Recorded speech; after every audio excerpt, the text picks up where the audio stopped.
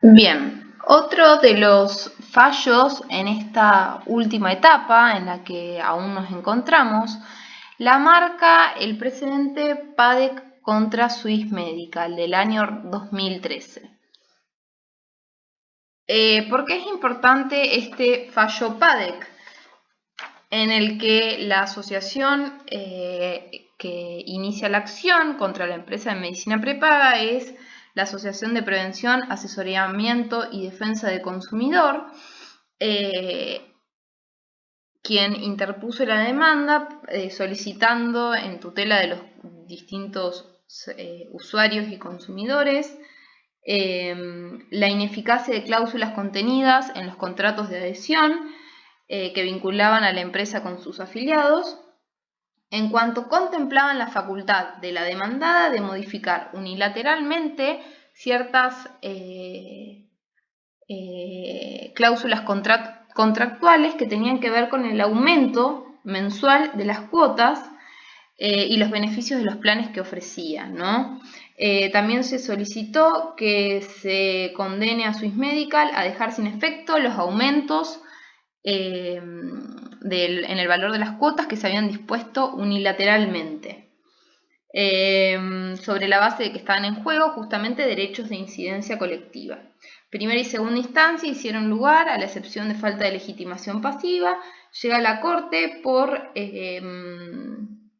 recurso extraordinario federal, quien dejó sin efecto la sentencia recurrida.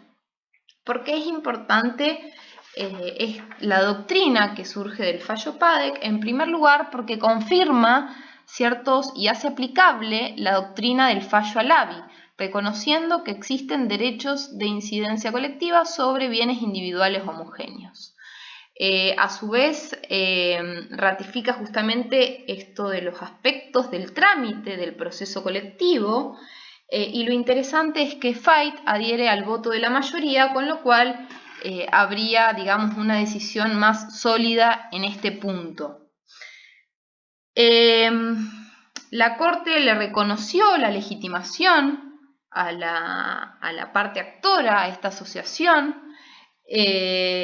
justamente que defendía los derechos consagrados en el artículo 42 de la Constitución, y entendió que no existía impedimento alguno para no considerarla legitimada en los términos del artículo 43 de la Constitución Nacional, por más de que la causa no había tramitado por los carriles excepcionalísimos del proceso del amparo previsto en el artículo 43, sino bajo el trámite de un proceso ordinario, resaltando la Corte que el propio texto constitucional autoriza el ejercicio de las acciones apropiadas para la defensa de los intereses colectivos con prescindencia de las figuras expresamente diseñadas o en él o en las normas procesales vigentes.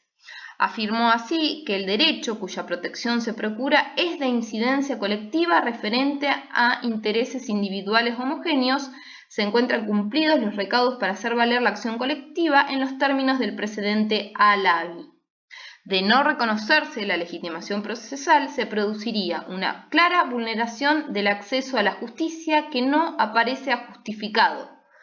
En este caso, vemos, ¿se acuerda que una de las pautas que había consagrado la Corte Suprema era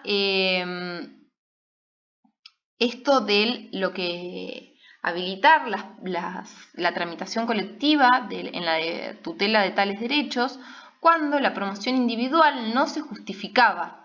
Esto es lo que termina diciendo la Corte en Padec, digamos, que lo mismo lo ha dicho en los distintos aumentos que han existido en digamos, en los valores de los planes telefónicos, ¿no? No se justifica que cada consumidor vaya a reclamar individualmente. Existen derechos individuales homogéneos que justifican la promoción de un proceso único en el cual la cosa juzgada va a tener efectos expansivos. Bueno, volviendo a esta etapa. La Corte dicta la acordada 32, ¿no? Del año 2014, por la cual se crea el registro de los juicios colectivos y su reglamento. Esto surgió luego también de un precedente de la Corte Suprema de Justicia, que si mal no recuerdo es Municipalidad de Berazategui. Lo interesante también de todas estas sentencias que estamos analizando es que la Corte realiza un llamado de atención al otro de los poderes del Estado, que es el poder legislativo, y dicta en cierto punto sentencias exhortativas, ¿no?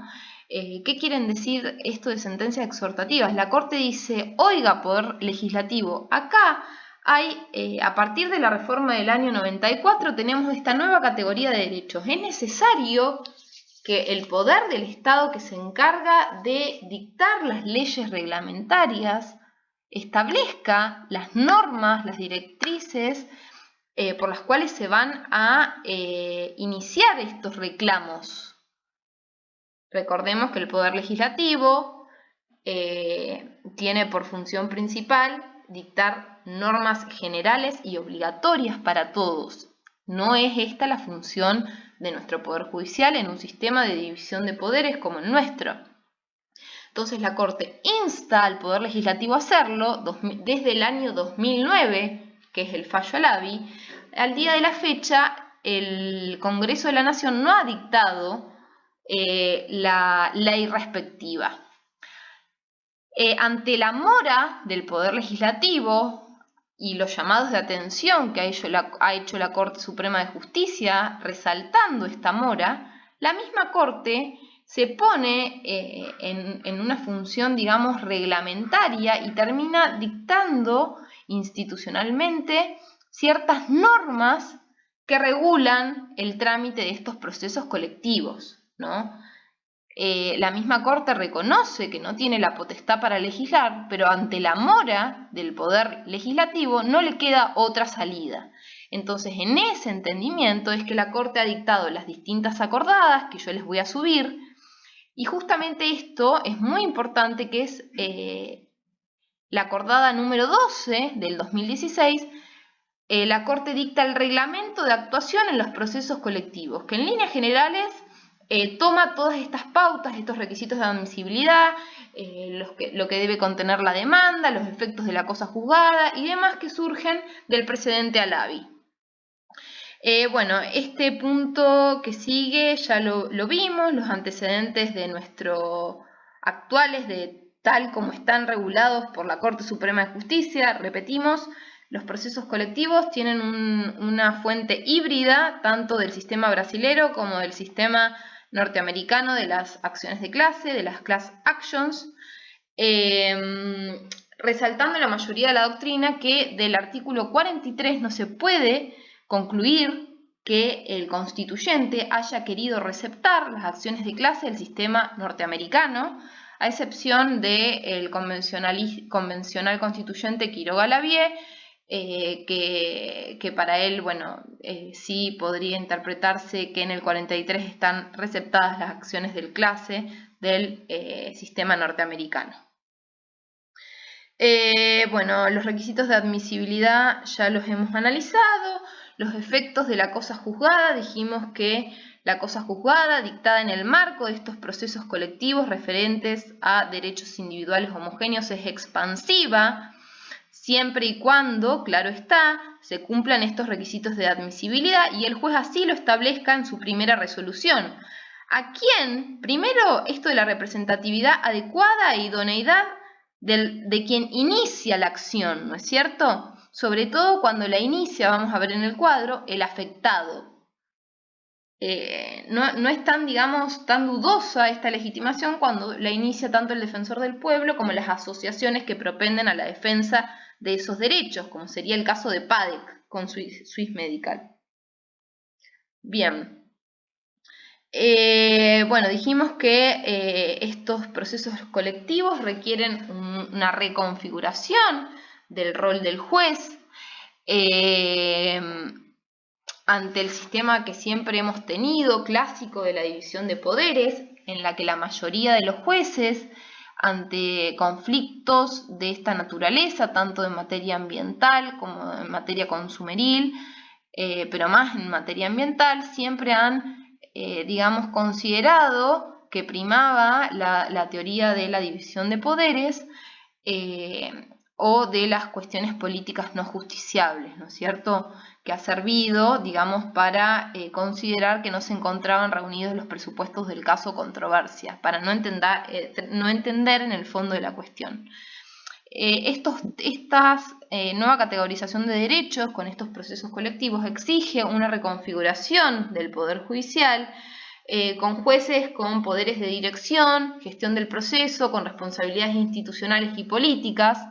Lorenzetti, en una conferencia de Derecho Ambiental del año 2018 en Bariloche, fue muy claro en el sentido de decir que exige un cambio de paradigma en la visión que en cierto punto han sido formados los jueces y juezas, porque sobre texto quizá de no meterse en esta división de poderes, los jueces se declaraban que no eran competentes por una cuestión política no justiciable, pero en realidad en esta clase de procesos el nuevo rol que se exige o que se pretende del juez es que, por ejemplo, en las sentencias de tramitaciones de causas ambientales, que lo más complejo, como vemos en Mendoza, en el que todavía estamos en la etapa de ejecución de sentencias, es el control y el cumplimiento de esa sentencia, es que el Poder Judicial tiene, además de ser materias interdisciplinarias, tiene que decir a los poderes políticos, ¿no?, qué tienen que hacer. Lo que Lorenzetti muy claramente dijo es que el Poder Judicial, en esos casos, lo que tiene que hacer es decirle a los poderes políticos que tienen que cumplir con la sentencia, pero no le tienen que decir cómo tienen que cumplir. Entonces, en ese entendimiento no se encuentra afectada la clásica división de poderes, pero sí se exige esta nueva reconfiguración del rol del Poder Judicial. Vemos, tal como tenemos con el ejemplo del caso Mendoza, que la gran cuestión a resolver, que digamos también va a tener recepción en la normativa que se dicte, que esperemos que sea pronto, es en lo relativo a la ejecución de las sentencias, porque estas sentencias, en la mayoría de las ocasiones, es muy bonito que el juez resuelva y que condene al Estado en sus distintas órbitas y a las empresas privadas a cumplir con verificados los daños, ¿no? Por ejemplo, el medio ambiente. El tema después es cómo se cumple esa sentencia, porque no sirve de nada que quede asentada la condena en una hoja de papel.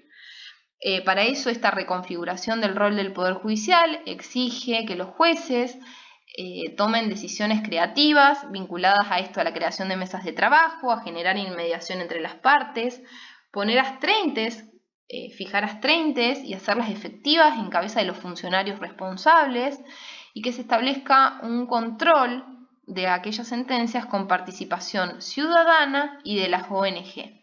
Por ejemplo, nosotros en los distintos juzgados de primera instancia de la ciudad de General Roca tenemos en trámite distintos amparos colectivos iniciados por la Municipalidad de General Roca contra el Estado provincial y el DPA y ARSA por el tema de la situación de las cloacas en nuestra ciudad. En todos los juzgados se ha hecho lugar a esta acción colectiva que ha tramitado vía amparo. Recordemos que en nuestro derecho público provincial el amparo es mucho más amplio que el consagrado a nivel federal. Bueno, y en todas las sentencias dictadas se ha condenado al Estado provincial y a las distintas empresas por la situación. El tema es que no se cumple, porque todo esto también está sujeto al plan Castelo, ¿no es cierto? Pero han existido desbordes cloacales posteriores a las fechas de sentencias, con denuncias de hechos nuevos, y el trámite de ejecución es muy engorroso Y bueno, la forma, digamos, que se ha encontrado de tratar de que los demandados y condenados cumplan es justamente con esta imposición de astreintes en cabeza del Estado provincial. Por ejemplo, recuerdo en una causa en trámite en el Juzgado Civil número 1, ahora hace poco, en este receso extraordinario, la municipalidad ha cobrado una deuda por astreintes en el marco de uno de los primeros amparos colectivos por esta materia que les estoy comentando.